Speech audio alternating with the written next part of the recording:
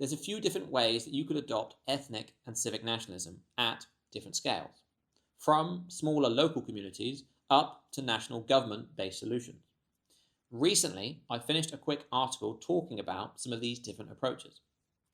To just list them quickly, they include local communities, protected communities, which could include things like gated or private communities, special economic zones, charter cities, special administrative regions, autonomous regions, federal units, freely associated states, and fully sovereign states.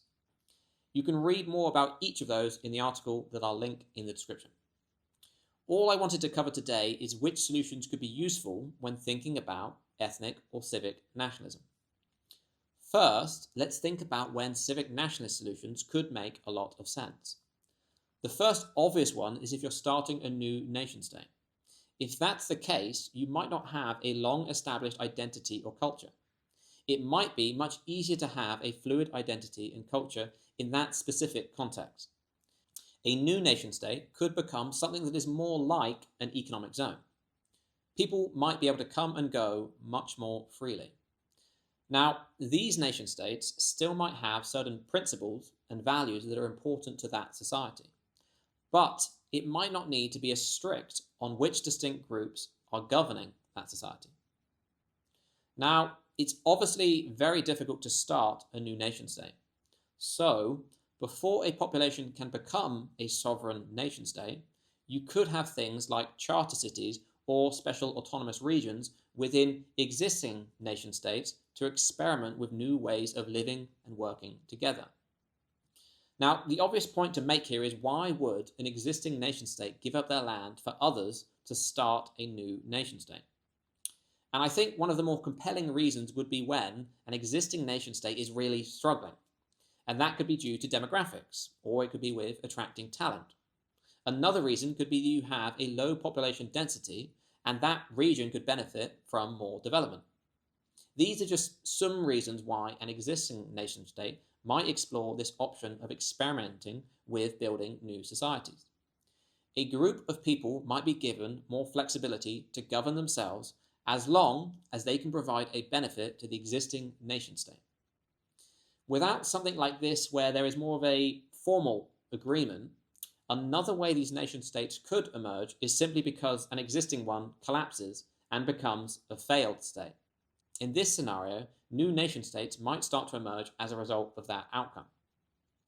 So there's no guarantee that we see any new societies or new nation states in the future, but generally speaking, I think the creation of new nation states and societies is a good thing, and those societies could adopt civic nationalist solutions from the beginning.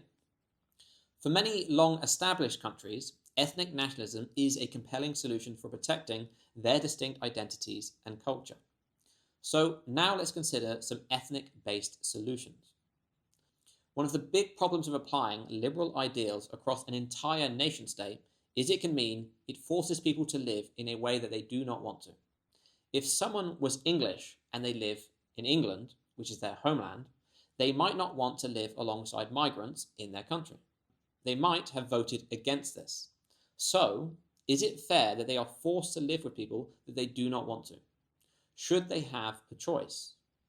If the majority of the English don't want migrants to live in their country, well, then the obvious answer is yes, they have a choice, and no one should be forced to live alongside migrants. But what about if the majority of the English are happy for migrants to live alongside them? Does that now mean the minority needs to accept this outcome? The answer is still no. They shouldn't be forced to accept that in their own country. Being forced to live in a way you don't want to live is a form of oppression. It would be tyranny by the majority. And this is unfair in this context, as these individuals are in their own homeland. They don't have anywhere else to go. So, in this context, it makes sense to give these groups self-determination rights, so that they can form their own local communities or protected communities.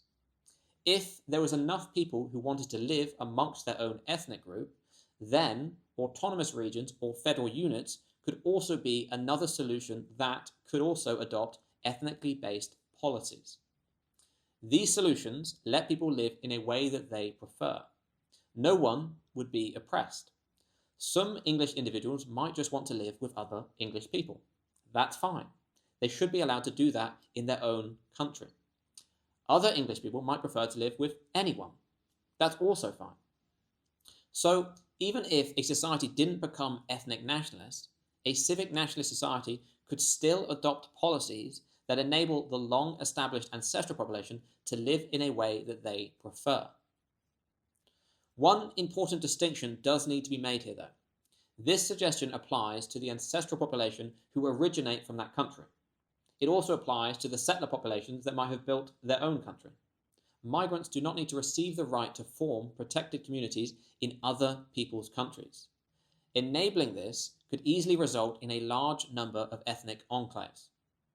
If migrants wanted to exclusively live with their own ethnic group, well, they can still do that in their own country. But if they are moving to someone else's country, it would be pragmatic to expect that they actually want to live alongside the long-established ancestral group of the country they are moving to.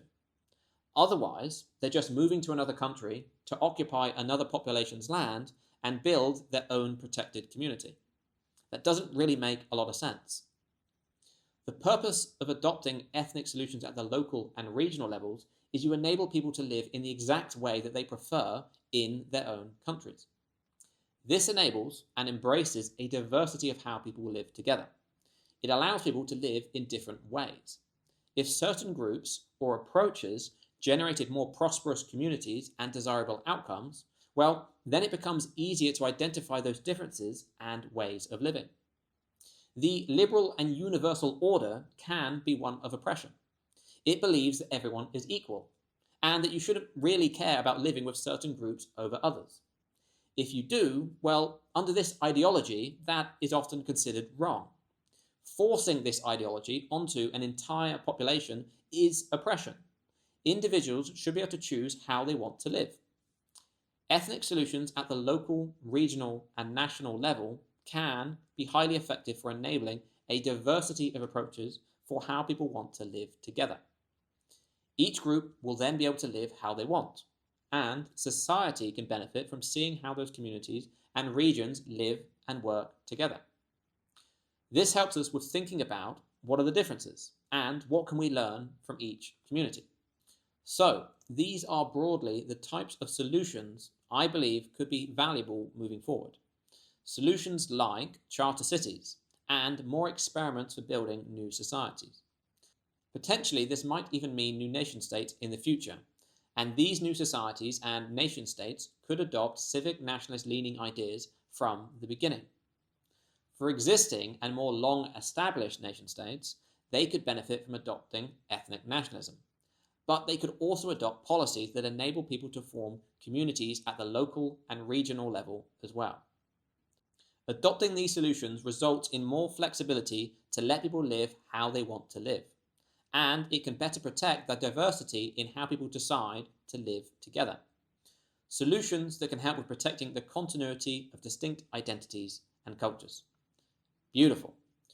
Right, that's all for now, and you can find the article for this in the YouTube description. See you soon.